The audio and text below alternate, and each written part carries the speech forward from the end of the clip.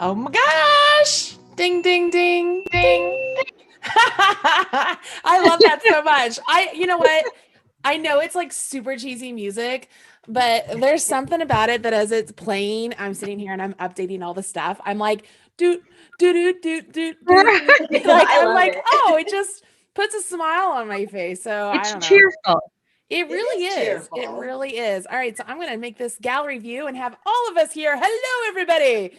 So let's turn on this view as well. What is that? No.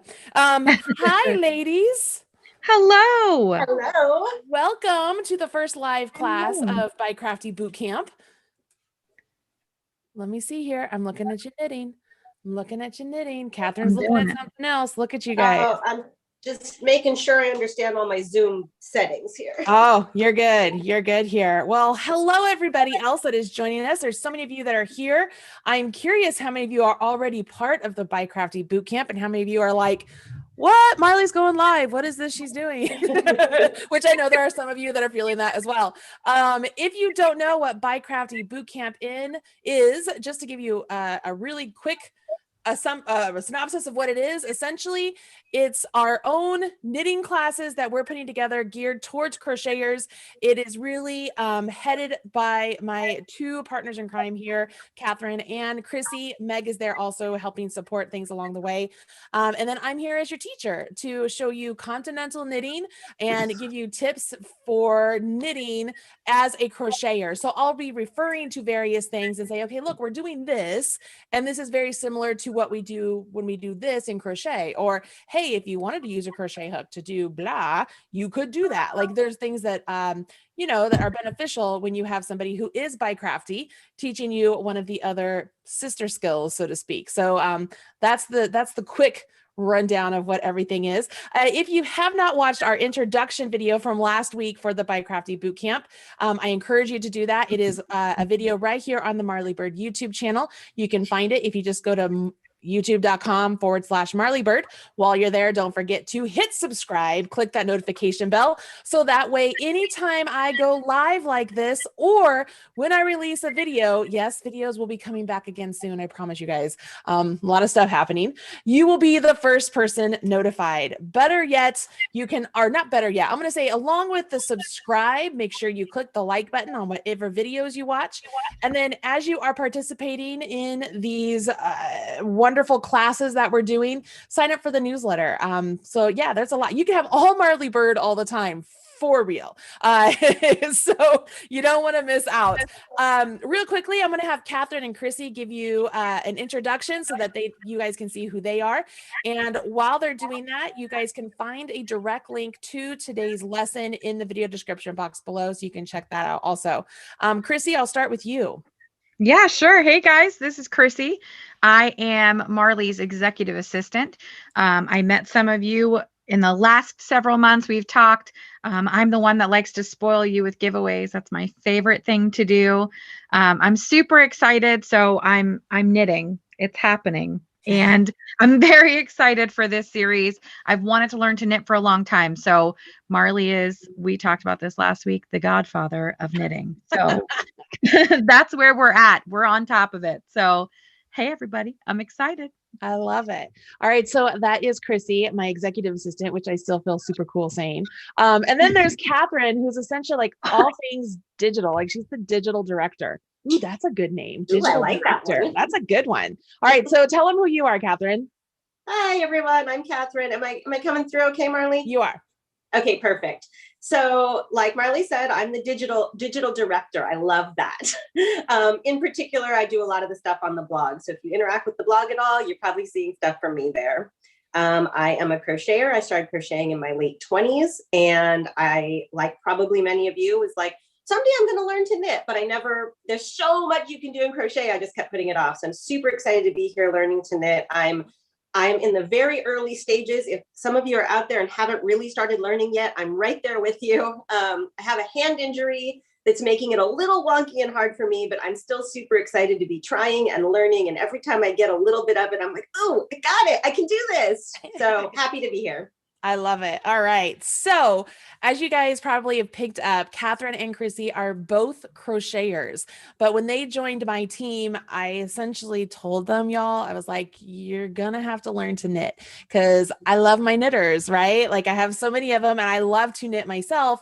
And so I wanted them to be able to help you guys out by answering questions, but then also, you know, just be part of the team. Why not be BiCrafty? So this was actually their brainchild, you guys. So if all of you out there who are like, you should have been doing this years ago, they thought about this. So this is we're gonna say thank you to them.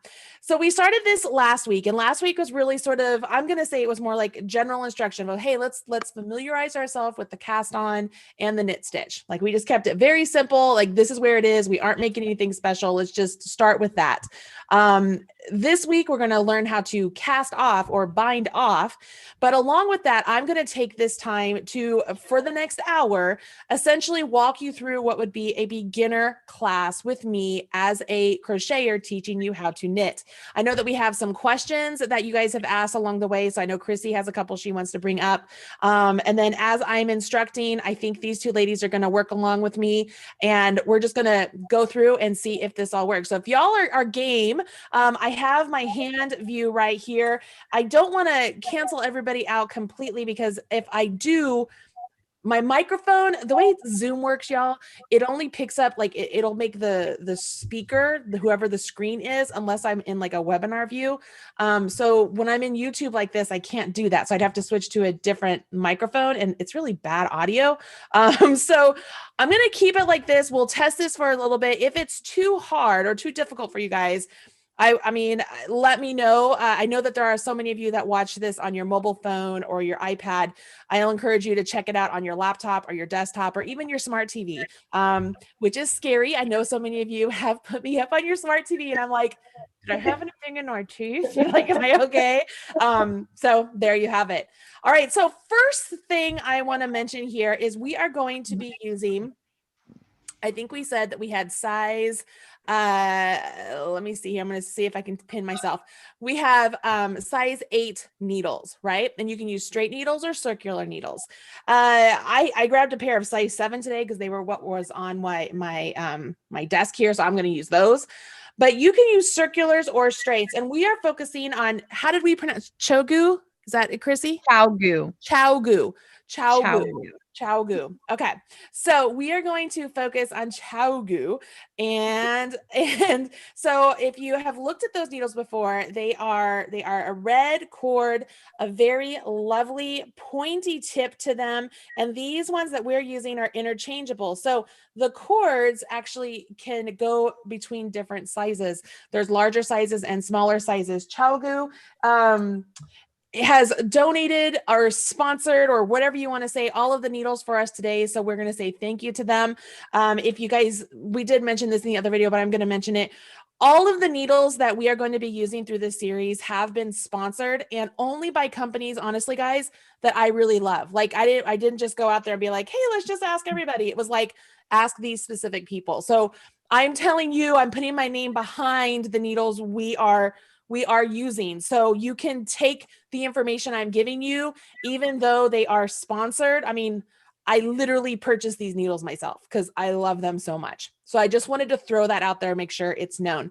Okay, I want to start off with a cast on. I know that, Catherine, you had them working on the long tail cast on. Is that correct?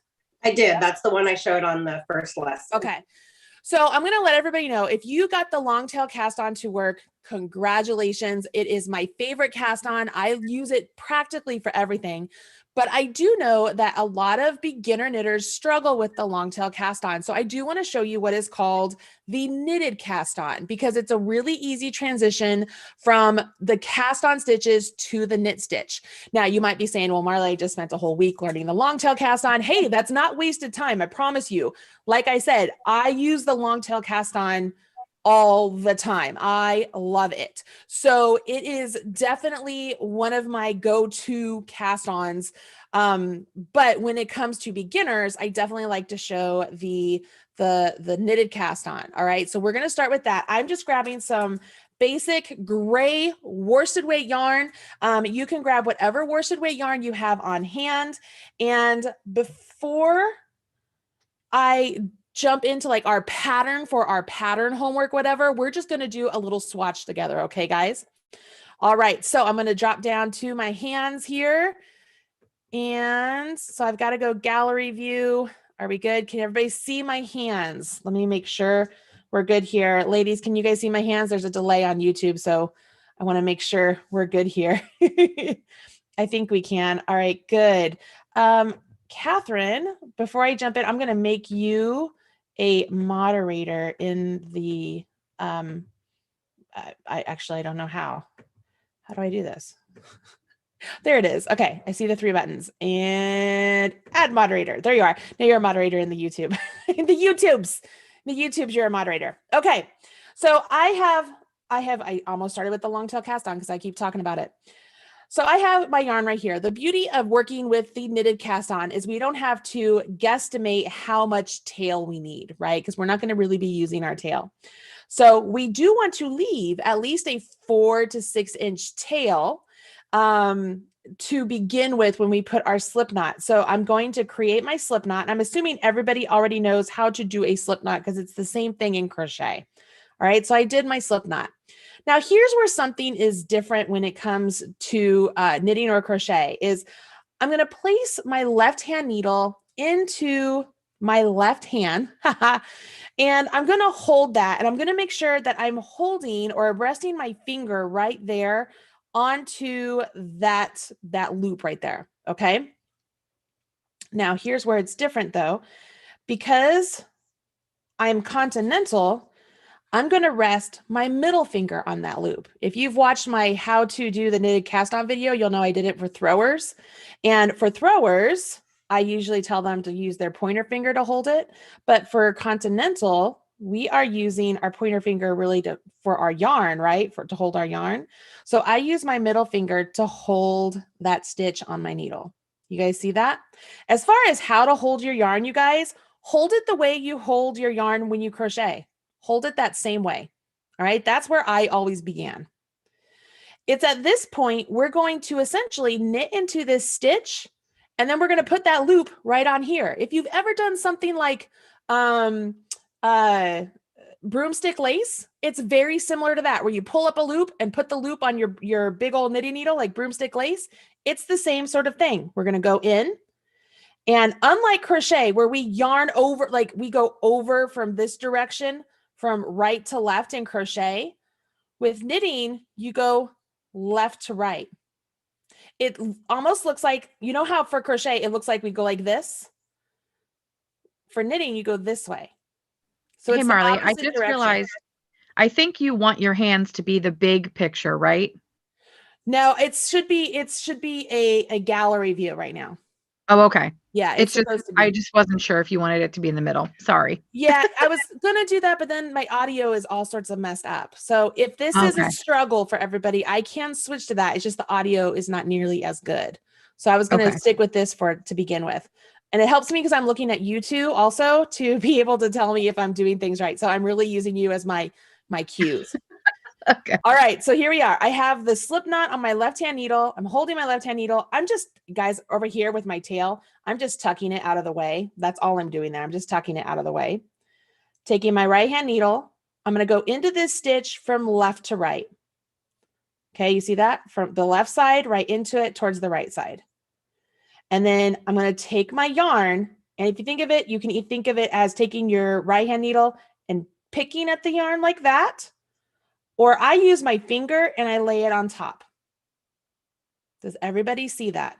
Because it's opposite what you do in crochet. When you crochet, you go over top like that, right? We are not going to do that. You're just going to lay it just like so.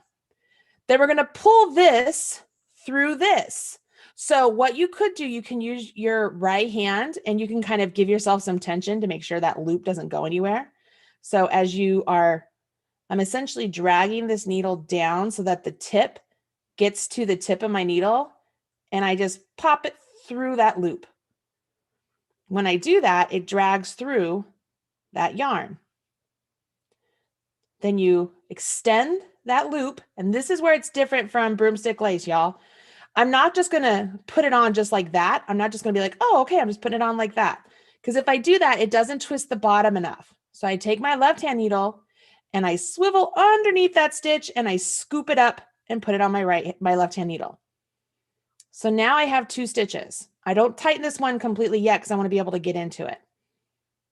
All right, so I'm going to do this again. You ready? We go from left to right, put the yarn on our needle, pull that yarn through the stitch, extend, swivel, and scoop. Take your right hand needle off and just kind of pull. See if I pull that yarn, it tightens up that loop. Now you'll notice I keep moving my middle finger to control these stitches. This is the one thing you really don't have to worry too much in crochet, right? Because once you deal with the stitch, it's kind of locked into place.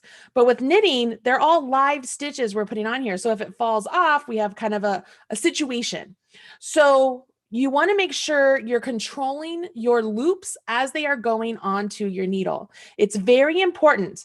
The other thing is you want to make sure they're able to move. If your stitches are so tight that they can't move on your needle, you're never going to be able to get into them on the next row. So you don't want to pull this working yarn so tight that these stitches are so tight that like they're squeaking on your needle. That is not good. But you don't want them so loose that they are just going to fall off. Everybody with me on that? Yeah? Okay, cool. Just making sure. If there happens to be a question pop up in the chat, you two, that you're just like, hey, so has a question, let me know, okay? Cool. All right, so we're going to do this again. I want us to get 10 stitches. So we're going to go into that the stitch we just created, lay the yarn just on top. See how it's like I grab that to kind of give myself some tension so it doesn't go anywhere. As I pull that through, extend, swivel, and scoop. Pull it, go in, lay it on top, pop out, extend, swivel, and scoop. Go in, lay it on top, pop out, extend, swivel, and scoop. Now, if you've watched any of my other classes, you know that I have a little saying.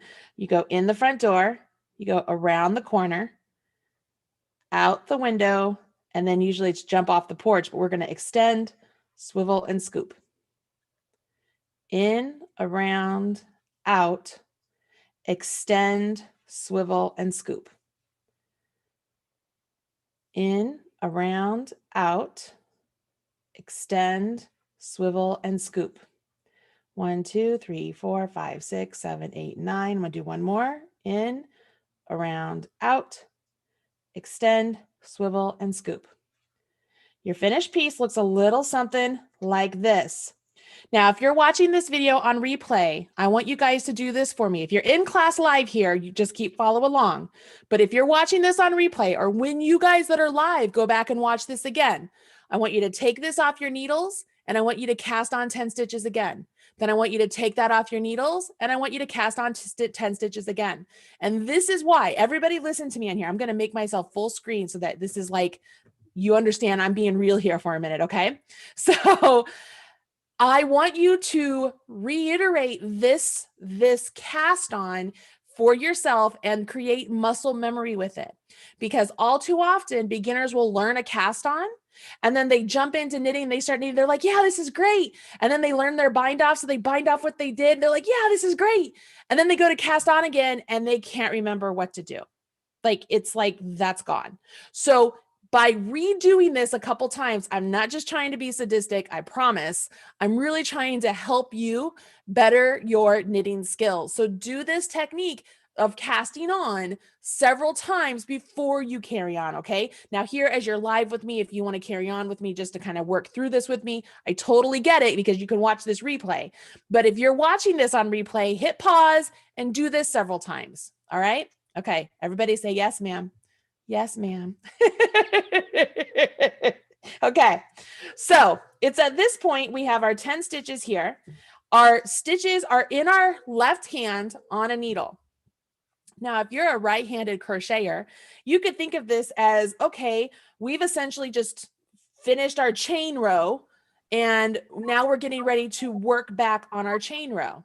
Make sense? So now this is our chain row for all intents and purposes because we've cat stitches here that now we can work into. So now this would be like we would be chaining one and single crocheting back. but we're not going to single crochet back. We're going to pull loops through each one of these loops. And when we do that, we're going to put those loops on our right hand needle and they're going to stay live. Once you learn how to bind off, you're going to realize that every time you crochet, you're binding off a stitch each time. When you knit, you're keeping them live the whole way. All right. So the other difference here is, if you remember, I just said that normally in crochet, you would chain one and then single crochet back. With knitting, you don't have to do any sort of chain. You literally just turn and start knitting. So this first stitch right here, we're going to knit into it. So I go into it just like I did before. Yep, in the front door, around the corner, out the window. But this time I don't need to create one. So the stitch I went into, I'm going to let it jump off the porch. And that's going to make this stitch right here my new stitch. So here's what I do. I kind of push my stitches using my middle finger and my thumb. I'm still controlling my stitches over here, but I'm pushing that one I went into. I'm pushing it so I can get off of my needle. So now it's off. I use this finger to hold it, right? Because I like to control my stitches. And then I use my middle finger over here to kind of pull my stitches back so that they're not down here on this tapered. As crocheters and other beginner knitters, you guys, you start to just create your stitches down here on this tapered portion and your stitches will get too tight. So you have to make sure that your stitches do get up here to the barrel of your needle, okay? Because just like in crochet, the size of your stitch is determined by the size of your needle. So you want your stitch to be the same size as your needle. Make sense? Mm-hmm. Now this is going to be a big no-no. You guys ready? First thing you guys want to do usually is, oh, this is really loose. I'm going to stretch this apart. I'm going to stretch this apart. Oh, look how great that is. No, don't do that. Everybody, no, we don't do that. No. You want to try and keep these stitches as they go over here to this needle as consistent and uniform as they look right here on this needle. Just like if you were to be crocheting something with a slip stitch, you know what I mean? And you guys know that sometimes if you're doing several rows of slip stitches, like by the time you get to the 6th row, if you've not paid attention, they look like they're getting tighter and tighter and tighter and tighter. You want to keep them uniform. So as you're pulling those slip stitches through, you're going from one stitch to the next, making sure they're all the same size. And then on the following row, making sure they're all the same size as the previous row. It's very similar to that. We want to make sure that as we're knitting these stitches onto this right hand needle, we're keeping them the same size and in the same uniformity as these. Okay. So the first thing that happened to me when I learned to knit is I was like, well, if I'm going to do that, how do I get into that next stitch? Like my needle's way up here. Well, you're going to find that you're going to move this needle back and forth quite a bit. This happens to be sort of like your stop and go, I guess. Okay. So what I do is I tend to move this needle down. I will always hold my stitch and I go into the next stitch. So see, I'm down here at the tip because the tip is where I need to be able to get into there, right? So I get in, lay my yarn over, come out, and then I'll gradually push these up. Don't get in a habit, guys, of always pushing the tip of your needle. Your fingertip will start to hurt. Really use your middle finger here and your thumb to, I don't know if you can see what I'm doing. I have this needle long enough to where it's resting sort of on this portion of my hand. And I use that sort of as my base. It's like it's not allowing this needle to move, and it allows me to move my middle finger. And then as I'm knitting, as I'm holding these stitches, whether it's with my pointer finger of my right hand or my middle or my middle thumb, my thumb, I can see my middle finger push that stitch off, and then I bring them back to where I need them to be. In, around, out, off. In, around, out, off. In, around, out, off. In, around, out. You notice when I come out, I shove my right hand needle up. So that way that stitch is down here on this base of the needle. So it's not going to fall off that tip. Did everybody see that? I'm gonna do that again, okay? I'm gonna go in, around, out. I immediately shove my right hand needle up once I get that stitch out of that.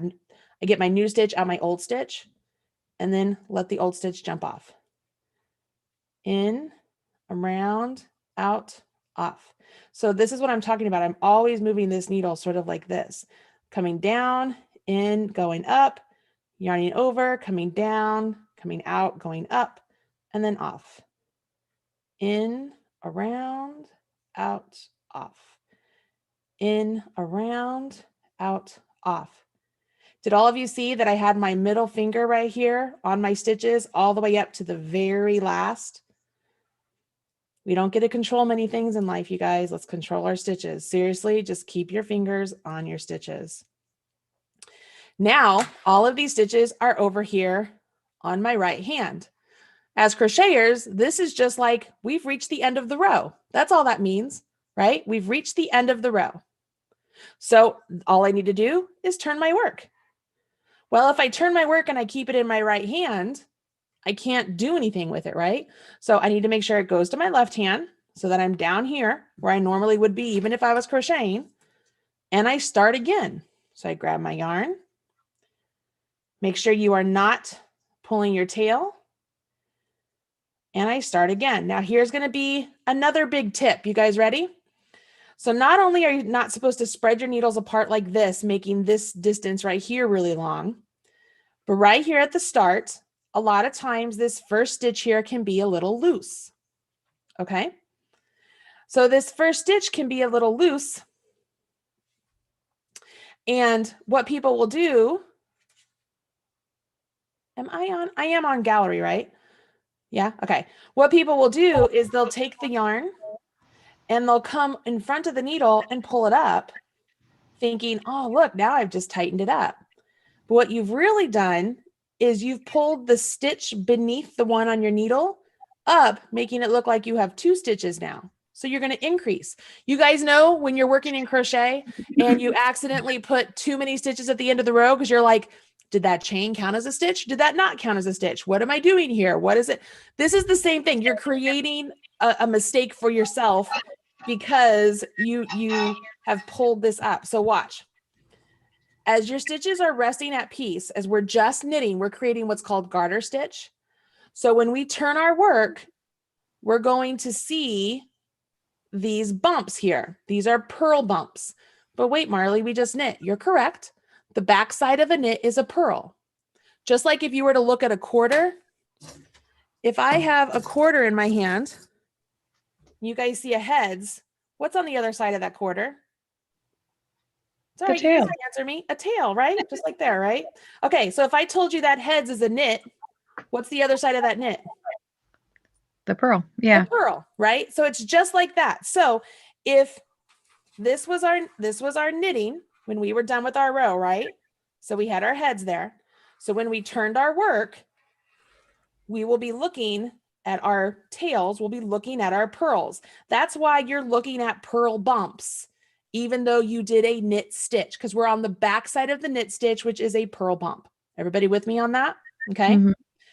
So that purl bump is important when you're doing garter stitch here. That's what we're going to use as part of our key to understand where our stitches are, because we want to be able to read our stitches.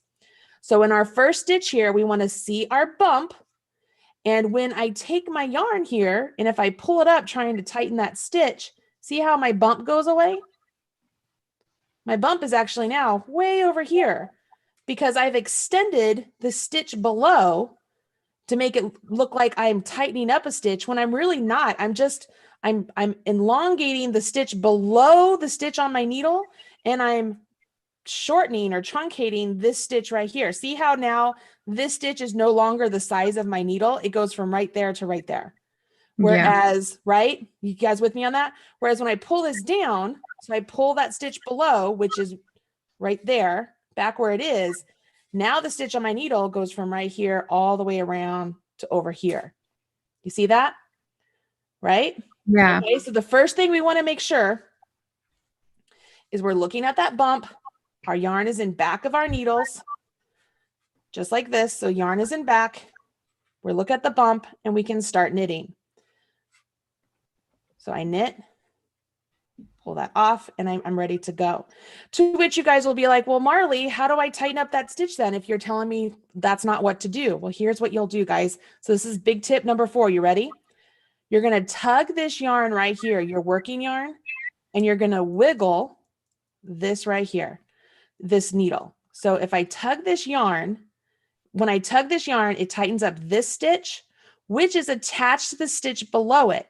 So in order to make it so that the tightening up doesn't just happen on the stitch on my needle, I wiggle this needle, it tightens up the stitch below, and now they're a little bit more uniform. Can you see that? So in all honesty, this is one of those things you're going to have to practice. It's called a little wiggle and a little tug. Tug your working yarn, wiggle your needle. I know. There's a joke there. I had a guy in class and he was always worried about the beginning of his work and how to do it. And I'm like, you got to give it a little wiggle and a little tug. And he goes, excuse me? And I'm like, you got to give it a little wiggle and a little tug. And he's like, can you clarify that for me? And so I showed him. He goes, a little wiggle and a little tug. I'm like, now you won't forget it. So really, that's what it is. Give your yarn a little wiggle and a little tug and you'll be fine. So that was actually one of the questions that we got, Marley, was I'm really struggling with the side of my work being very loose. How do I get that tight? So that's a really good tip. That's definitely something that people were struggling with. Yes, to tighten it up, give it a little wiggle and a little tug. Wiggle. So you tug the working yarn, you wiggle your needle, and all that's doing is you're wiggling the needle so that as you're tugging the yarn, it's not only tightening the stitch that's on your needle, but it's tightening the stitch below your needle. Yeah. You do have to have a little caution with it because you can over wiggle and over tug and tighten it up too much to where, to where the stitches on your side are not good at all anymore. I even have this on Do Not Disturb and it's whatever.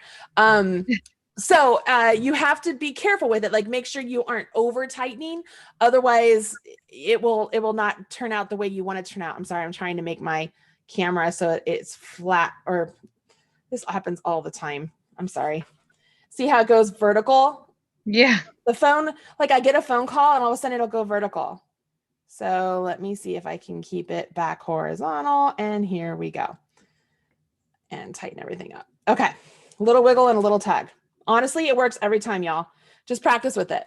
So now I have the first stitch. I did a little wiggle and a little tug. Everything looks nice and neat. And I just carry on. So notice my middle finger is still in place. I still have my needle resting against my, I still have my needle kind of resting down there. That works for me. You'll find something that works for you guys. I'm just showing you what works for me. I kind of use that as sort of my lever, I guess, so that I can use my middle finger to really push and pull my stitches as I want them to go off of the left-hand needle. So Marley, we actually just got another question in the chat. So someone is asking for tips for folks with small hands, which I know is not a struggle you have, but it's definitely a struggle I have with my baby hands. So do you have any tips for knitters with small hands? So I have some friends who have small hands, and you can actually purchase needles with a shorter needle portion. I can't think of the right term right now. There's a company called Denise Interchangeable Needles. They are plastic needles, but I know that they have a shorter needle because I used to own them. And because I have such big hands, my hand would cramp around it. And so I couldn't use them. One thing you could do with smaller hands is it's this same motion. Okay. You're still going to be all up here in your business, right? At the tip of your needles, holding onto your stitches. But if you want to kind of do this lever thing, like what I do, you could try smaller needles. I definitely would stick with circulars. The longer needles, I'm just going to be honest, guys, longer needles I find cumbersome. I feel like they put too much weight on my wrist, and for how much I knit, it's just too much. I will use them every now and again for something, but it's not my go-to. Circulars are my go-to because you can have them light, but really you're just holding your needles right up here. So even if I don't do the sort of lever thing, okay, hold on, I'm gonna turn my work. So I'm at the end of my row, turn my work just like you would in crochet. My yarn's in back. I see my purl bump here. So I start again. So if I say I have these down here and not like the other, like I do it, you can do it. I just find it a little bit more difficult to shift my stitches. You see what I mean? Like I find when I'm doing it this way, I find that I'm really controlling this stitch jumping off by grabbing the stitch I just made and pulling that one off. Does that make sense, y'all? So it's like I'm in and I have to push those up. Like I have to pause all my work to push those up so that way I can physically pull that off. I much prefer to have my needles be able to rest against my hand. Hopefully that was good. If you guys haven't picked up on this, I'm just knitting right now. I'm just going back and forth and I'm knitting. Yeah. And I have to say, since I do have very tiny hands, like childlike hands, Mm-hmm. I'm not struggling. So these are the ChiaoGoo. I'm using the bamboo spin. Okay. These are the ones that I'm using. And I think these are the 4-inch. Okay. And I think they're a little bit smaller, right? Is that the difference? Yes. They're a little bit smaller, like from tip to the tapered part. And like Marley said, I mean, I'm working all up here. So I'm not finding that it's cumbersome or that it's awkward. You know, it's the same, like Marley said, it's the same motion. Yeah. So yeah, the biggest thing, you guys, you want to make sure you don't use your pointer finger right here to push your stitches off. You're going to have to find a way to create the tension, so to speak, to be able to pull. Like you could do what I'm saying here. So it's Beady Yarn Gal 83 right here. I could put my finger here to push that off. Okay. I could do that, but I know that over time, my pointer finger there is going to just kill. It's going to hurt so bad. So one thing that I've learned over the years is I will use my right hand and I will grasp, either put my finger there or put my, like grasp the stitch I just created and guide the stitch that was on my needle, just guide it off versus pushing. So then the other thing you could do, if this is how you want to do it, like say you go along. So I'm going to keep doing it this way. Let's see how this goes. At some point, my stitches down here are going to be too far away for me to adequately pull this off. So you are going to have to shift these down, but you can do just what I just did there. See how I didn't grab the tip point of the needle? I grabbed over here just to push these down. And then I come back here and I do it all again. Grab this and shift it off. Grab this, shift it off, pause, push those up so that I can get to the next. All the while, I'm still keeping my middle finger on them because I'm not letting them fall off until I'm telling them that they can. You guys see me here? So this is a great way to make sure you're not putting your finger there on that point and pulling off, because that will just hurt you. Okay. All right. So I'm just knitting, this is important, right? This is what you guys came to do. Here's the cool thing. You all know as crocheters, once you learn the chain stitch and you learn the single crochet and the double crochet, really anything else is possible, right? The rest of it is just a variation of how many times you yarn over your hook before you work through like a set of 2 or whatever it is. Like it's really, you get those down, you're like, all right, I'm off. Well, with knitting, it's really just 2 stitches. I mean, it's just the knit and the purl. You have to learn to cast on, which is like your chain, which here's a side note, y'all, you can actually chain and then pick up stitches in your chain as your cast on. That is an actual cast on. It's called provisional cast on. So there's a little tip for you that you might be more advanced than some knitters because they don't know how to even do a crochet chain. So you did your cast on, which is like your chain. You've done your knit stitch, that we'll call that like that's your single crochet. That's just, I mean, it's a slip stitch is what you're doing, right? You're just slipping this, you're pulling stitches through all of those loops. And then we'll learn to bind off, which is literally just finishing off. Binding off is what you guys do with every single stitch as you work your crochet. Knitters just wait until it's at the end of their project to bind off these live stitches. Crocheters bind off each time they crochet a stitch. That's why you're left with 1 stitch on your hook, right? Mm-hmm. All right. So let's just keep knitting here. I want you to keep practicing. We're big practicers. As I'm doing this, I'm going to have you guys tell me if there are any other questions that I can answer right now. Yeah, there is one question, Marley, that just came up. It says, I'm ambidextrous, but for some reason have a lot of trouble holding my working yarn in my left hand. What are your suggestions? So are you a crocheter would be my first question. So most right-handed crocheters hold their yarn in their left hand. So if you're a right-handed crocheter, you want to hold your yarn just like you do when you crochet. If you are a knitter who just wants to learn continental, I know this is what you don't want to hear. It's just going to take practice. You're going to have to find a way that works best for you to hold the yarn to where you get tension, whether it's just like through 2 fingers. Like I have friends who just hold it through 2 fingers. You guys see me, I wrap mine around my pinky a couple times, and then I tuck my fingers underneath, and then my pinky kind of acts as my tension. I wasn't taught that, guys. It's just one of those things that you just do it over time and all of a sudden something clicks. But yeah, I know that's not the sexy answer that, you know, hey, you just got to practice, but it really is the case. You have to create those neural pathways from your hands to your brain so that your hands will do what your brain is telling it to do.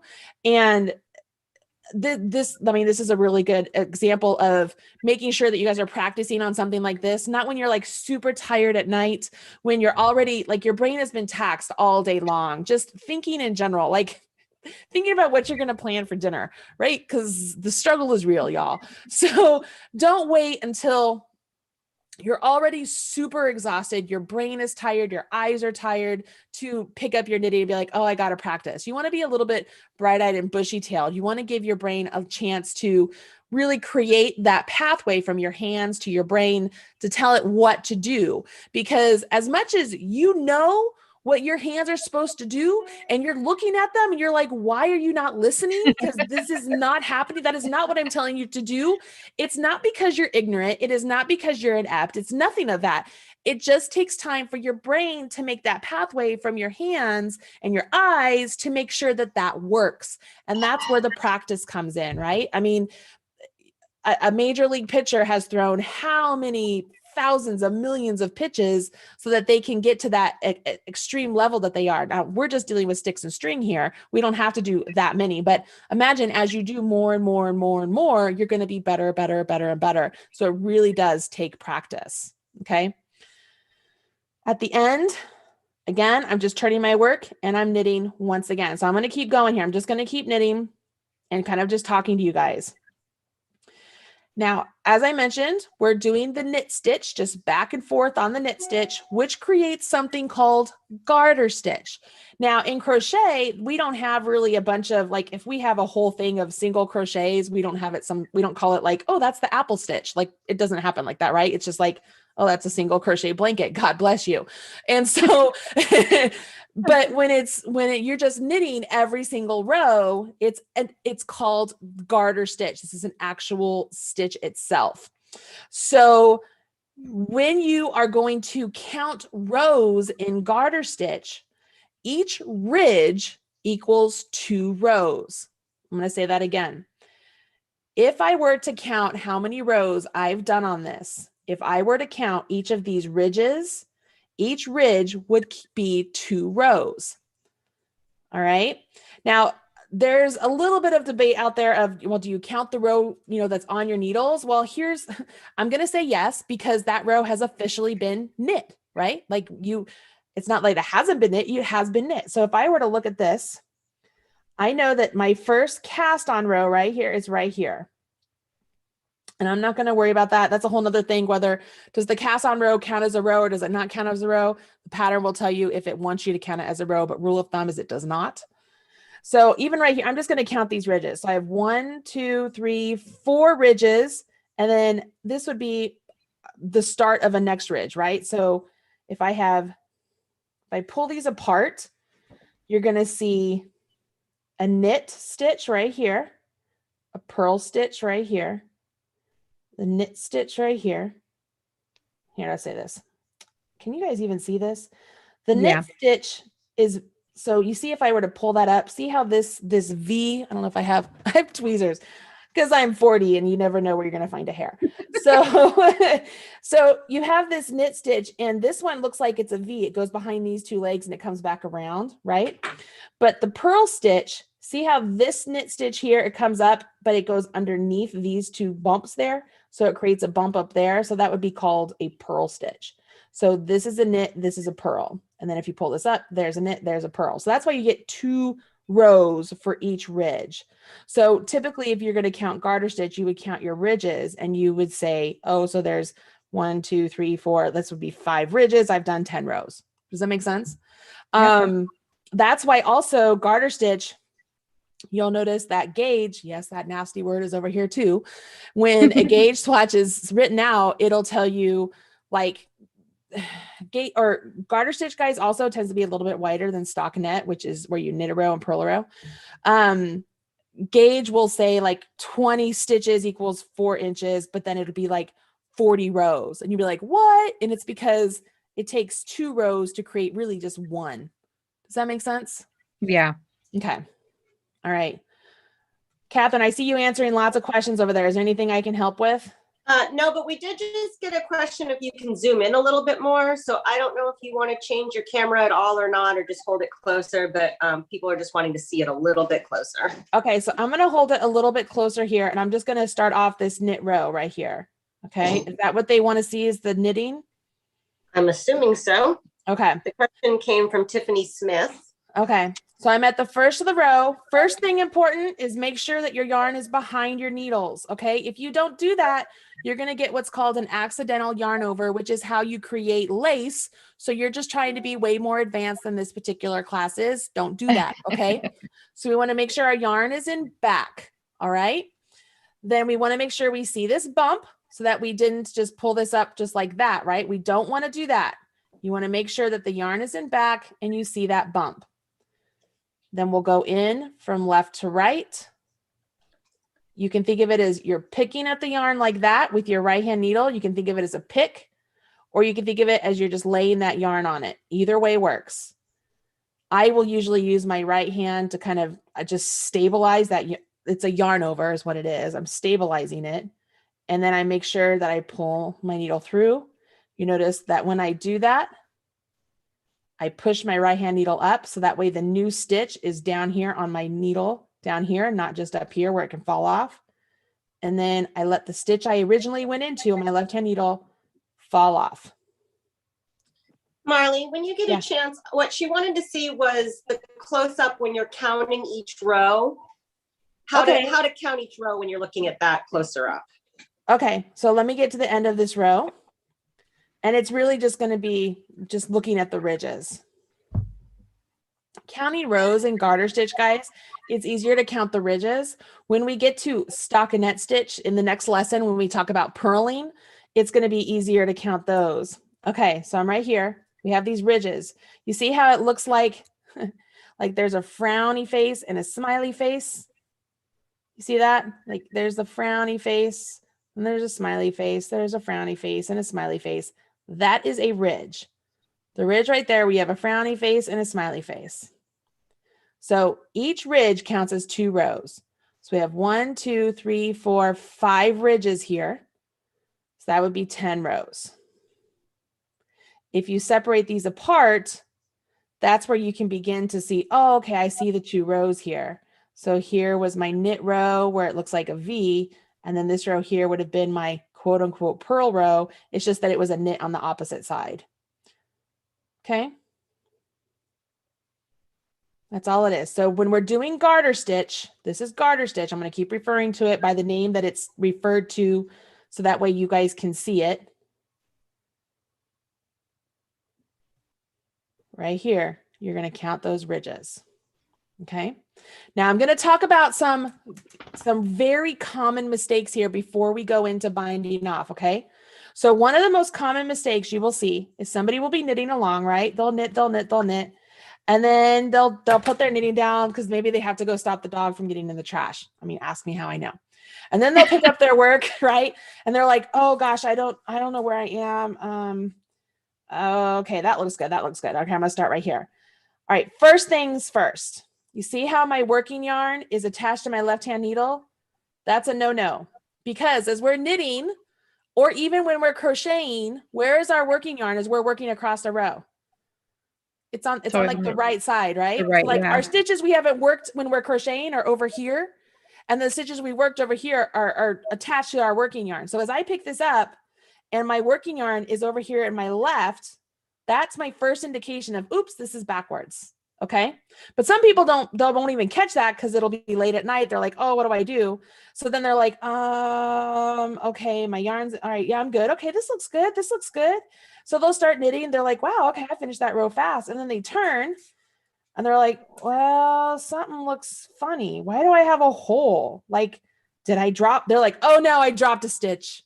Oh God, this is why I don't knit. I don't want these needles. I've dropped a stitch. I don't know where the stitch is. I'm so done with this. Where's my hook? Right? That's seriously, did I just listen to your life? Because I know that has happened. Okay.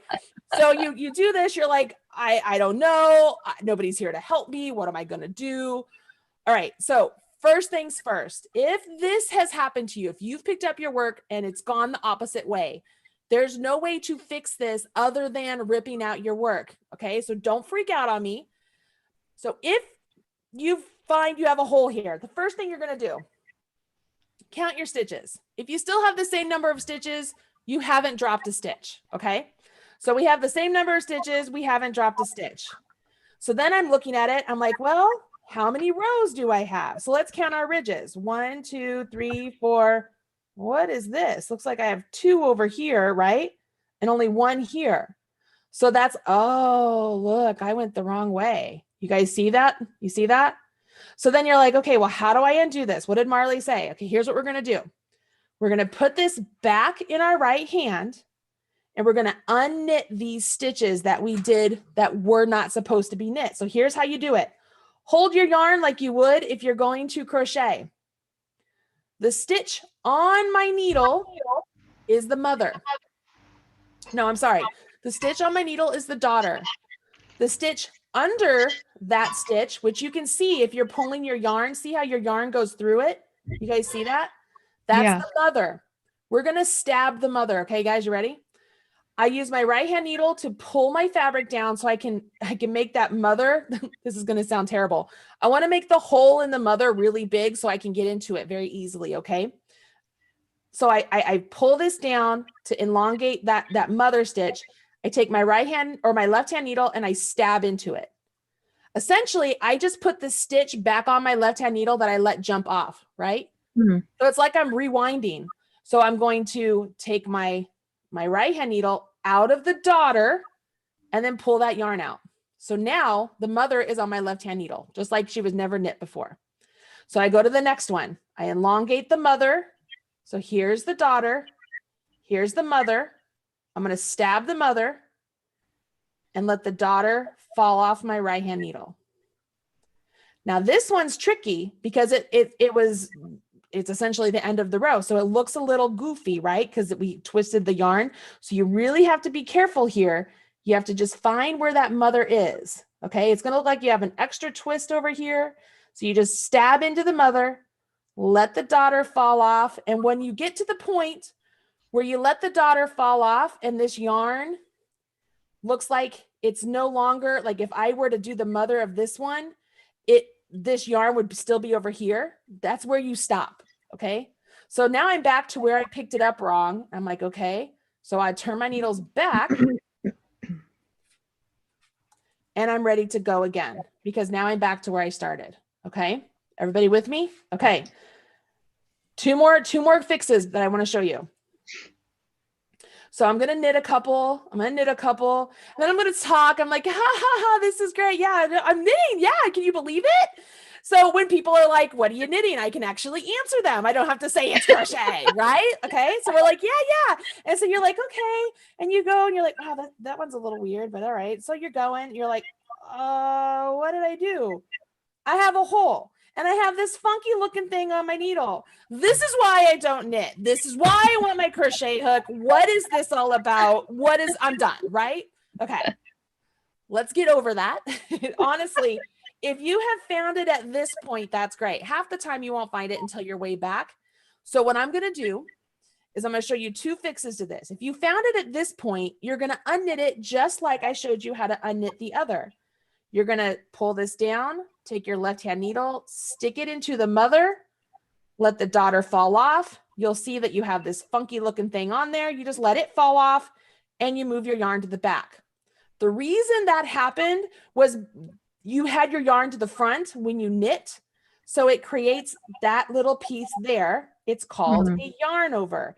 It's an actual stitch, you guys. That is called a yarn over. That is an increase that is used to create holes in your work. Okay. So that's how you would fix it if you found it on the same row, but say you didn't. All right. So I'm going to accidentally create a yarn over here and we're just going to pretend that we didn't notice it. So I'm going along and I'm like, all right. I turn my work. I'm like, wow, this looks great. Oh, what happened there? I look like I have a hole, but I have this funky looking thing up there. All right. Did I drop a stitch? So you count, you're like, no, I have 1 more stitch. All right. So I increased a stitch. All right. So what causes a hole when you increase? All right. A yarn over does. Okay. Does that look like a yarn over? Absolutely. All right. Here's how we're going to get rid of it. We're going to knit over to where the yarn over is. If you only have 1, you can do it this way. If you have like 3 or more, you're going to have to undo the row and redo the row. But if you only have 1, what I want you to do is knit over to where the yarn over is. Right there it is. I want you to let it fall off. Boop, it disappeared. And you just keep on knitting. That extra yarn that was created in the yarn over, that slack will be picked up in the stitches on either side of where that yarn over was, and it just disappears. That's awesome. Yeah. So do you see why if you had several of those, you wouldn't want to do that because then it's too much slack. It wouldn't really disappear. Yeah. So there we go. We just cured 2 mistakes, right? Here's the third one. That's a big one. First off, if you drop a stitch here at the first, like the first stitch or the last stitch, there is a way to fix it. I'm terrible at it. So I don't even want to show you because I will probably mess up your brain trying to figure it out because I really struggle with it. But if it's a drop stitch anywhere in here, I got that mastered, no problem. So here's what we're going to do. You ready? And if you have a crochet hook, it's going to be super handy. All right. So I'm going to say right here, let's say you got excited. Yeah, you just fall off. You're like, oh no, I have a stitch. It fell. Oh no, it's gone too many. Oh my gosh, what am I going to do? All right, first thing, don't panic. Just stop. Marley, this is why I don't knit. I know, right? I know. Gosh, I dang quit. it. I don't want to be BiCrafty anymore. Okay, so first thing, you can grab a marker and just stop it from going anywhere. Honestly, if you have found a drop stitch and say it's way down here and you're on a project that you're way over here and you found it, just stop it by putting a place marker in it and you can get to it later. We will go more into how to fix drop stitches later on. This is just going to be a quick one. Okay.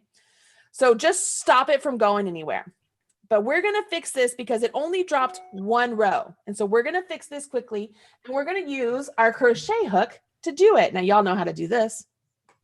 Okay. So first thing, make sure your other stitches are nice and safe on your needles. If you have point protectors and you want to use them so nothing falls off, you can. Totally up to you, okay? I don't need them. I just kind of let them be what they are. Take your Marley, marker. Meg was saying you can just, if you don't have point protectors, you can wrap a rubber band around the tips and that'll work. Yeah, you can. Yeah, I never use point protectors, like literally never, but I know there are people that do. Yeah. All right. So I took the stitch marker out. I'm not freaking out. Now, what do we see here? Because this is important, right? We're going to learn to read our knitting. We see a strand of yarn right here, and we see a loop. So I've put the loop on my hook, right? So I've secured it for all intents and purposes. Now, the first thing I need to find out is what was that stitch? It fell off of my left-hand needle. I'm working in garter stitch. So if I'm looking at all of these purl bumps here, I'm looking at a purl stitch, right? Now, when you do purl stitches, your yarn is in front of your needles. So our bar, our ladder, our run right there is in front of our stitch. You see that? Okay. If we wanted to make this a knit stitch, we would put that bar in the back of our stitch. You see how doing that just alone, you can automatically see the V. Mm-hmm. Okay. So the first thing, we're working in garter stitch. So we know that this run right here, because it just went down one row, needs to be in front of this loop. So all you're going to do, this is a slip stitch, y'all. Go underneath that bar, pull it through. I can do this. You can go over top, you can go underneath, whatever, pull it through. Jeez Louise. I know it's because you guys are watching me. There we go. Pull it through. So I pulled it through, pulled it up. It looks like a stitch now, right? You guys see that? Yep. Now you have to decide, where do I put it? Well, here's your clue. Your working yarn is here. So you know it's not a stitch that you've already knit. So you know it goes over here. So when you put it on over here, you want to make sure this front leg right here is sitting on the needle. So if your needles are like this and your legs are like this, you want the front leg like that. You don't want it to like this. You want it to be sitting on your needles like this. Does that make sense? Yeah. Okay. We'll go over this more when we go to fix mistakes and stuff, but this is important. Make sure this front leg looks like it's ahead. And then you just carry on knitting. And you've fixed a stitch. All right. So I'm going to do it again. I'm going to drop one off. Oh no, take it off. I'm going to take another one off. I'm going to take another one off. I'm going to take another one off. And you're like, crap, I'm giving up. That's it. My knitting days are done. Right.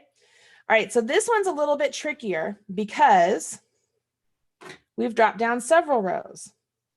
And even though we have been knitting every single row, remember, every time we turn, we're looking at a purl side, right? So as I pick up these runs, because each of those strands right there, those were the stitch that was through that loop. So it looks like a run in your pantyhose, right? Yeah. Each time I pick up one of those runs, I need to make sure it's either in front of the stitch or in back of the stitch, depending if the stitch is supposed to be a knit or a purl. Because remember, when I separate these apart, one looks like a knit, one looks like a purl to create this ridge. So if you dropped a stitch several rows down in garter stitch, you're going to have to pick up the lowermost run first. And you can, okay. Can you see how already the runs, if I look at the side here, I mean, you know what, I'm going to put this on a marker so that I can turn this and show you guys. Can you see how they automatically already looks like one's in back, one's in front, one's in back, one's in front? Can you tell that at all? Yeah. Rotate them a little bit. So that it kind of gives us help when we're doing these garter stitch pickups. So as I move this, I can see here, as I separate these apart and I put my finger behind there, I can see I have 4 rows. Okay. Now I could count backwards if I want, and I could be like, okay, that's going to be a purl, because I'm looking at a purl, which means that's a knit, which means that's a purl, which means that's a knit. Okay, so I could count backwards to kind of down to where I am, or I could just pay attention to where the run is coming out. Like this one looks like it's in back. This one looks like it's in front. That one looks like it's in back. That one looks like it's in front. You guys with me on that? So here's how we would do this. If you dropped a stitch several rows down, I don't want you to think it's the end of the world and it's the end of your knitting career. Put the stitch that you dropped on your crochet hook. Go underneath the front one, the furthest one down. If it's a knit, you want to make sure that bar is in back of the stitch. If it was a purl, make sure it's in front of the stitch. This one's in back. So I go in and I pull it through just like it's a slip stitch. Now this next bar, I need to make sure it's in front, right? Because I need to make sure it's a purl. So I'll bring that bar in front. Put my hook back in my stitch. See what I mean about bar in front? And then I'll pull that bar through that one. The next one is right there and it needs to be in back. So it's in back. So I pick it up, pull it through. This next one here, if I keep it in back here, I'm going to make it a knit and that will be the wrong stitch. So I want to make sure it's in front, which means I have to take my hook out, bring the bar to the front, insert my hook, and then pull that through. Then I can put it back on my needle. Make sure that that front leg right there, the one facing me, is like it's stepping forward. You can see, voila, everything looks great. Yeah. on both sides.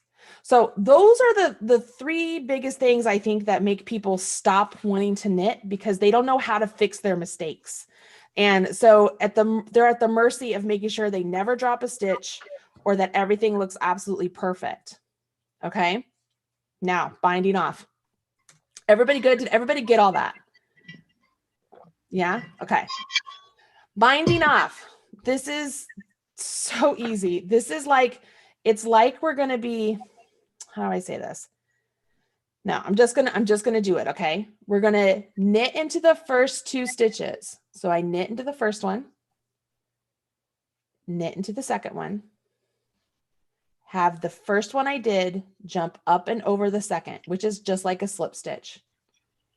Knit into the next stitch so that I get to 2, have the back stitch jump over the front. And I'm going to show you how alike in crochet this is. All right, you ready? I have my crochet hook. I go into my stitch, pull, oops, I split my yarn. Hold on. I go into the stitch, pull my loop through and off, pull that loop through the back one. So if you wanted to bind off with the crochet hook, y'all, you absolutely can. There are people that do, like they will be making shawls that are like 350 stitches and they don't want to bind off with knitting needles. So they bind off with a crochet hook, just like this. So you can bind off, you can cast on. See how it looks like, look at this, looks like a top of a crochet row, all the beads, right? That's because we are binding off each stitch as we work it, just like you do in crochet. You're binding off each one. So when I get to the end here, I can just cut my yarn and pull my yarn through, or I can essentially do a chain 1 and pull my yarn through, just like you do in crochet. So then grab your scissors, cut your yarn. So whether you do a chain 1 or you just pull your yarn through, it doesn't matter. Give it a tug. It locks it in place. All your stitches are locked now. And you have yourself a little swatch. You see that? Awesome. Right? Now, garter stitch is used on so many different projects, you guys. There are designers who started their whole career with garter stitch, and they have just totally encompassed garter stitch and just blast it off. You can make dishcloths, blankets, scarves, hats, mittens, sweaters. I mean, sky's the limit when it comes to garter stitch. So if knitting or garter stitch is all you ever learn, the sky is the limit for you as far as things you can make. Now, if you learn how to do the purl stitch, you have so many more options. And then if you throw in there how to do decreases and increases, boom, you've got it made. You've got this made. So this little thing here has made you a knitter. So if people are like, are you a knitter or a crocheter? You can absolutely 100% say, Marley said I'm BiCrafty. Because you are. Okay. You can just tell them, totally say, maybe I should sell a pen. I'm BiCrafty. Like I totally probably should get some enamel pens that we all can be like, I'm BiCrafty. But this little thing here, this little tiny swatch has made you a knitter. That's all you need to know. So here's the great thing about this particular course, right? Like we're learning how to hold our yarn in our right hand. You're learning the different tips that I have of, hey, you're a crocheter. Here are the things you need to make sure you know. This is how they relate to knitting and so on and so forth. What your homework is, if you choose to do it, you don't have to do this, but if you choose to do it, the first thing is I want you guys to know why I did not choose a scarf as your first piece. Okay. I really believe that getting some instant gratification when you're learning something new like this is very important. For that reason, you'll notice that we gave you a link to a very simple garter stitch dishcloth. So if you grab some Lily Sugar and Cream yarn, your size 8 needles, I know the pattern calls for size 7s. If you have them, great, use them.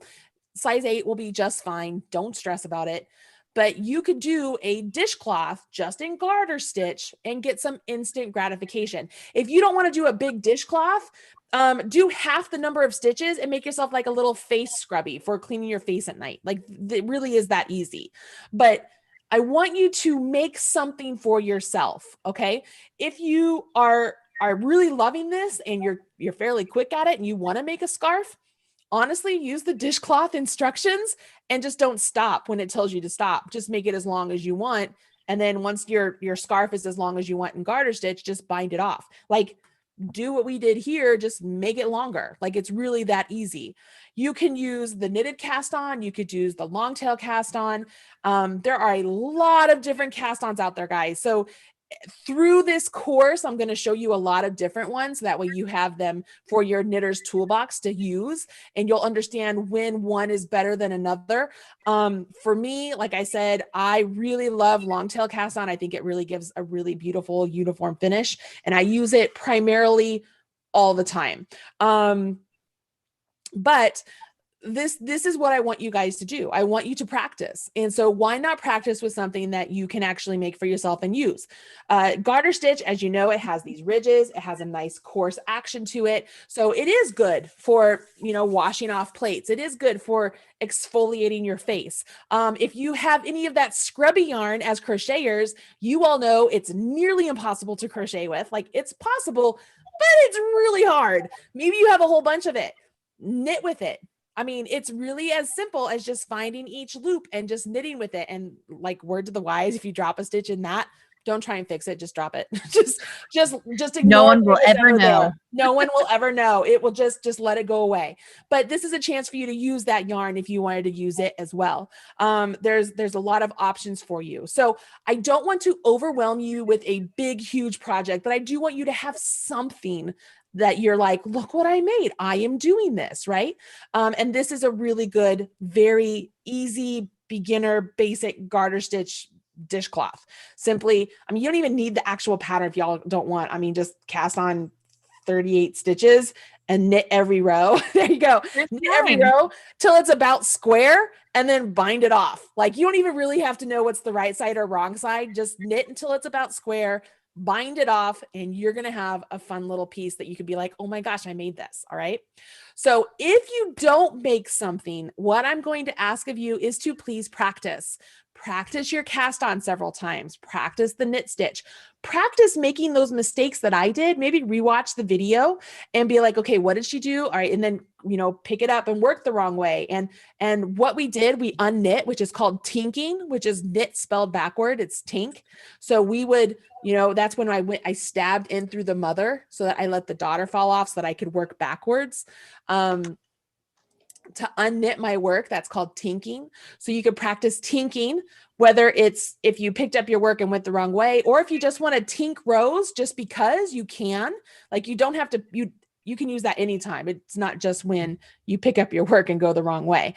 You could practice a yarn over. You could practice dropping stitches and picking them up. You can practice binding off. There's a lot of options here for you. And the more you practice, the more you're going to create those neural pathways. And all of a sudden you're going to be like, oh, my hands do know what they're doing. And you're not going to want to throw your needles across the room, because I will tell you guys, I did that. When I learned to knit, I got so frustrated that I threw my project across the room. I was like, that's it. I'm not going to knit. And my husband knows how competitive I am. And we were sitting in bed. I threw it across the room. I was like, I'm done. I'm not going to knit anymore. And we're sitting there and he goes, doesn't so-and-so knit? This is like my frenemy, right? Doesn't so-and-so knit? And I looked at him and I was like, why do you have to be like that? Why do you have to be like that? I think I'm pretty sure I used a curse word. And I got out of bed and I went and picked up my knitting. I was like, oh, I'm going to get this, and I just kept practicing. And I'm telling you guys, it was like one day it all kind of came clear, like the Matrix. It's like all of a sudden I was like, oh, I understand what I'm doing. And what I realized afterwards is, as I was knitting, I was really struggling to understand how it was similar to crochet so that I could better understand. I didn't have anybody there to help me with that. So I'm hoping that what I'm showing you guys is helping you with that, because I know that once I was able to make the correlation between the two, my knitting just took off. Like, my first project, you guys, was a pair of socks on double pointed needles, because go big or go home. And that's what I did. So I know that you can do this. It really is going to be some frustration, especially those of you who are older and are used to just getting things just like this. Like, we have to step back and we're going to, put our training pants on again and learn how to do all this, because that's where we are. So yeah, so that's my motivational speech. And I'm going to bring the ladies back in here and kind of let you guys ask questions or tell me what's going on. Yeah, go ahead, Catherine. I think all the kind of final questions people are having here really have a lot to do with it just being uncomfortable. How do you hold the yarn right? How do you get used to this? And when someone said their bind off was too tight, how to adjust that. And what I've kind of been saying here that I'm assuming from all the mistakes I'm making is it's just going to be practice. It's just trying different ways to hold it and figuring out that what works for you and your size of hands. Right. Is that correct? Right. So as far as holding the yarn, you could try it out the way I hold my yarn, like I showed you guys, but more often than not, you're just going to have to find a way that works good for you as far as how to hold your tension, because you have to maintain tension on the stitches that are on your left-hand needle and gradually as they transfer to your right. Otherwise it's all loosey goosey and it's just not going to turn out well. So you've got to find some way to hold your tension. The other thing that I didn't talk very much about in here is you want to make sure that as you're completing each stitch, you are not pulling up on your yarn. You're not tugging on your yarn after every stitch. You only do the wiggle and tug on that first stitch. As you're knitting the rest of the row, do not tug on your working yarn to make the stitches tighter. Otherwise, you're making the stitch on the needle scrunched up real short, and you're not going to be able to get into those stitches. So that's a really important thing for those of you who are like, I'm knitting so tight. Knitting tight is very common in beginner knitting in general. Okay. It's just very common. So the more you try and just relax, let the stitches be what they're going to be. As long as they're the same size as your needle, you're going to be okay.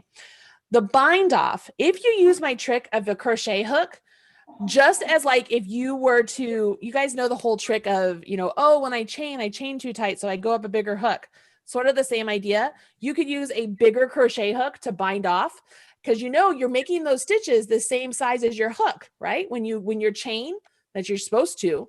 Same idea when you bind off, you're supposed to be, as you pull that stitch through, you want to make sure those stitches are the same size as your hook. So if your hook is a little bit bigger, coincidentally, your stitches are going to be a little bit bigger and your bind off's going to be a little bit looser. Now, there are other bind offs out there that are looser bind offs that I will show you. I'm going to show you one next week. So don't fret. Like there's going to be ways to get around all of this, but I do want you to start off where we are. And also the bind off, a lot of people will accidentally pull that yarn tight as they're binding off also. Just as I mentioned, pulling their stitches tight, they'll tend to pull the bind off tight, making the stitch that you just jumped over tighter than it's supposed to be, which makes your bind off uber tight. So at least with a dishcloth, it's not that big of a deal. But that's one way you could absolutely play around with stuff.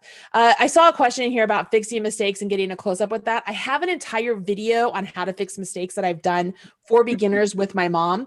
And because it doesn't really pertain to whether you're a continental or a thrower, that video is really great. So if you want even more tips on fixing mistakes, that video is available to you. I will be going over more and more fixing mistakes here in the beginner series. I also have a fixing common crochet mistakes class coming up for Prime Publishing if you're interested in that. But yeah, for knitting, the fixing mistakes in knitting, the real common ones, I have an entire video for that. I'm sure Catherine probably has already linked to it in the blog. If she hasn't, she will. So it's available for you anytime. Just know, like, nothing is a lost cause. No, I shouldn't say nothing. Most things are not a lost cause. Like most things you can fix. So don't give up on it too easily. But yeah, if you're controlling your stitches and you're very vigilant to where your yarn is behind your needles as you're knitting, you should be pretty all right, I think. And we talked about it a little bit last week on our video, and I know that I mentioned it in the email that went out today, and I think Catherine mentioned it on the blog, but anytime you're learning something new, it's going to feel awkward. It's going to be sloppy. When you first started crocheting, you weren't just this magical crocheter who just could knock things out, right? I have a blanket. That's the first blanket I ever made. We literally can't use it because it will fall apart, but we keep it for decoration. But if you look at my stitches on that crocheted blanket, they're terrible. Some are super tight, some are very loose. And it's the same thing with knitting, right? You have to build that muscle memory. Like Marley said, you have to continually work on building that neuro pathway from your head to your hands, making sure that you're learning how to do that. And repetition and practice is really all that's going to do that for you. That's so true. My first blanket, what I thought I was making single crochets, I was working slip stitches. So like the first, I know, right? So not only was my first blanket a single crochet queen size blanket in Apache Tears, that was my first crochet blanket, but it has like the single crochet sort of border in one main color. So the border at one end, it's all slip stitches. And then I was like, oh, this is how you do a single. So I learned how to single crochet. So you can totally see the progression of my crochet like through the entire blanket. It's crazy. It's crazy. That's so funny. Yeah. And that's the progression. Go ahead, Catherine. Someone asked before we close out, someone asked if we can show our projects, Chrissy. I'm going to say I have nothing to show. I'm sitting here. I can cast on. That's still all I can do because I've been answering questions here. So anyone who feels behind, I am behind you and it's okay. I'm going to watch this video again. I'm going to get this by next week. I'll do this. So that's what I have to show is nothing yet. But Chrissy, maybe you can show yours. So I have this personality defect where I am an overachiever. And so before I go into anything, I feel like I have to know a little bit before I start. So I literally was joining Marley's free classes in January because I'm like, I have to know. I can't just jump in there and learn. So I've been doing it for several weeks now because I did start going to classes in January. So this is where I'm at. This will be your homework this week. This is our dishcloth pattern. So this is where I'm at. And it's not, it's not the prettiest. Your edges are beautiful. It's happening. I'm doing it. Don't worry about weaving in your ends. I'll teach you guys how to do that, like the knit way or whatever next week. But so don't worry about that. But which I will almost never tell you again.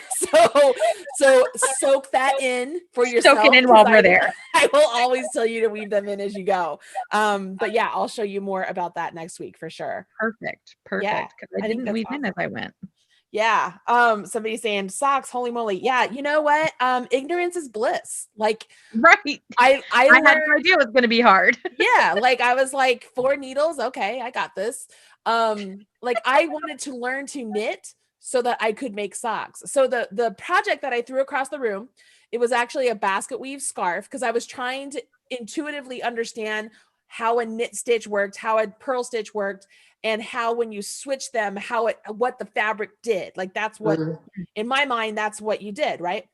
When it clicked for me, I set that down, walked away from it, went to the store, bought double pointed needles and sock yarn and a sock book and got started. I'll tell you that story another day because it's really, really funny. But I made these socks and I just fell in love with it. Right. So then I started teaching at my local yarn store and she wanted me to teach how to throw instead of continental. So I picked up that same scarf that I taught myself how to knit on. And instead of continuing on with continental, I taught myself throwing on the basket weave. I'm still not a great purler as a thrower, but I can muddle through. But that's how I taught myself how to throw, is on that same scarf. That same scarf is still on the needles. After how many years? Actually, my mom took it because she wanted to put it in like a shadow box sort of thing to frame. Like this is where it all began. So yeah, I have that. But it's like one of those things, like I never finished it. I use it as like my ever going swatch that I just kept practicing on. And the minute I learned that I could use circulars as straights, I was like, oh, that's a game changer. Like right there, that's a game changer. And I was just very excited, very, very excited. Awesome. I'm looking here. I always get so frustrated that I quit and go back to crochet. Kelly, no more, Kelly. No, we're going to be excited. Kelly, you have my permission when you get frustrated to go get yourself a treat. Get an There you Oreo, go. get a piece of candy, get a piece of fruit, whatever rocks your boat, dude. Kelly, that's going to be your treat because you are going to persevere through this and you are going to become a master knitter because I know you can. Like if you can teach yourself to crochet, you guys, which I think is much harder than knitting because there are so many different places you can put your hook, but with knitting, it's just on your needle. Like the stitches are there waiting for you. Knit me, right? And crochet, have you guys ever taught crocheters? Like they're always like, what hole do I use? I'm like, well, I mean, there's a lot of different places you can go, right? There's a lot of options. So I actually think crochet is harder than knitting. Knitting is very straightforward. It's here are your stitches. Here's what you're just going to pull a loop through a loop, keep them live until you're ready to finish them off. It's pretty simple. So Kelly, I know you can do this. I absolutely know you can do this. You guys can totally knit socks. Once you get through this series, get yourself another project under your belt. You can absolutely knit socks. Don't let the double points scare you. Like they really are just needles and you're just using 2 needles. The other ones are just holding the stitches. Like they're nothing to fret about at all. I love it. All right. Can we weave in the initial tail? It's in my way. Larissa, if you know how, yeah, absolutely. I mean, I'm never going to tell you not to weave them in. I'm just like, if you're hesitant, don't worry about it. Like I can show you next week. Absolutely. Marley, you're the most confident person I think I've ever met. Share this, send this out to all of us. Yes. You know what have I told you guys? It is literally just sticks and string. Like kids around the world do this. We're just manipulating yarn through loops and we're using these sticks to do it with. When we crochet, we're using a hook to do it with. This one, where it's the same process, we just don't have a hook at the end of this. We could put a hook at the end of it. I mean, it would be fine, but we don't need a hook. We don't need no stinking hooks at the end of these knitting needles. We got this, right? We can do this. And I mean, the crochet hook is an important tool in knitting also. So you have an advantage with the crochet hook because you use it you can use it to cast on, you can use it to bind off, you can use it to pick up stitches, you can use it to hold stitches, you can use it to put stitches, hold stitches, put stitches on hold. You can use it to, gosh, what else can you use a crochet hook for? Fixing those drop stitches. Well, I mean, you can crochet an edging, like crochet edgings tend to be a lot easier than knitted edgings. You can crochet pieces together. You can do slip stitches, even on your knitting to create seams in your, like something in the round to create a seam for the shoulders to hold the weight of a sweater. You can slip stitches so that you can steek a sweater, which is where you actually cut a pullover into make it a cardigan. The crochet hook is a very useful tool. So you're just expanding your skills, you guys. I know you can do it. Like I know you can do it. Absolutely. All right. So all of you are going to become BiCrafty. Yes.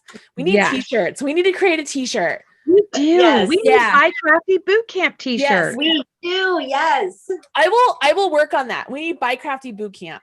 We need to make that happen. Yes. I want to jump in real quick. Sure. With one thing, which we keep talking about the neural pathways and building that muscle memory. And I also want to talk about something else in the brain real quick. So anyone who doesn't know me very well might not know, but my whole thing is the health benefits of crochet and knitting, how these things help you so much, can help with mental health. And one of the things that happens when you get this, when you first get this, you're like, oh, I did it. I knit something. You get a dopamine rush in your brain. Yes. And that makes you feel good. That helps you. That helps. I mean, even in deep depression, which I've had, you can get that dopamine hit. So good things are going on in the brain while we try to learn to do this. I'm BiCrafty and dope. I'm doped up on BiCrafty. I love it. Yes. You're absolutely right though. It's the same thing that is triggered like when you're gambling and you're winning money and it's like all of that. It's very addictive. That's why I want you to have that instant gratification project. Yes. I want you to be like, look what I did, you know? It's just really cool. It's really cool. Yes, you could do Tunisian, guys. If y'all know me, you know I don't do Tunisian because I often say I'm like, I can knit. Why do I want to do Tunisian? Tunisian is cool. Robin is getting on to my case more and more because she wants me to do Tunisian. But I mean, it's a very similar process, y'all. It's a very similar process. And later this year, I hope to put some more Tunisian resources on the blog. So not quite yet, but it's going to be on there too at some point. Awesome. Cindy Osborne said, I just watched a video on steeking and I nearly had a heart attack. Well, Cindy, hang on to your shorts because this is going to be a I'm gonna drop some knowledge here, you guys. You ready? Actually, I'm gonna spill some tea. No. There's gonna be steeking in the next knit along. So as y'all are learning how to do this, you'll be able to join the next knit along and you'll be steeking. Now, remember when I said ignorance is bliss? All of you who don't know what steeking is, do not Don't Google it. up. Don't look it up. Don't Google it. Don't do it. Honestly, you guys, it is so easy, but it is terrifying to do. It's the stuff of nightmares. Yeah. But the minute you do it, you're like, that is awesome. You get that dope. It's so dope. It's dope. It's so dope. So yeah, here we are. All right. So it's been about an hour and a half. I think that's the best, like, first class BiCrafty Bootcamp. Make sure you do your homework. If you have not signed up for the newsletter yet, or not the newsletter, but signed up for the BiCrafty. Is it the BiCrafty newsletter? Is that what we're calling it? We could call it that. Whatever it is, whatever it is, sign up for it. There's a link in the blog post. I know Chrissy is all over it too. If you're like, I'm not getting the newsletters, you have to check your spam and stuff because everything is going out on our end. Like if you've signed up for the bike, and yes, this makes the third newsletter. It's just, you know what? We just want to make sure you're in the know. There's a lot going on over here. Okay. Newsletter. Which don't worry, it'll be mentioned in the other two also, but this one is specific. This one is geared just to our BiCrafty Bootcamp. That's right. So you don't want to miss out. Okay, that's it from us, everybody. Good luck this week. Don't give up. Remember, you have the Marley's Minions group over on Facebook to give you support. We are all there generating excitement for you, and we're all there to be like, don't throw your work across the room or whatever. Go get an Oreo. I have Oreos. Go get Cheetos. And then make sure you wash your hands before you grab your yarn. Yeah. All right, everybody. That's it for me. I'll talk to you guys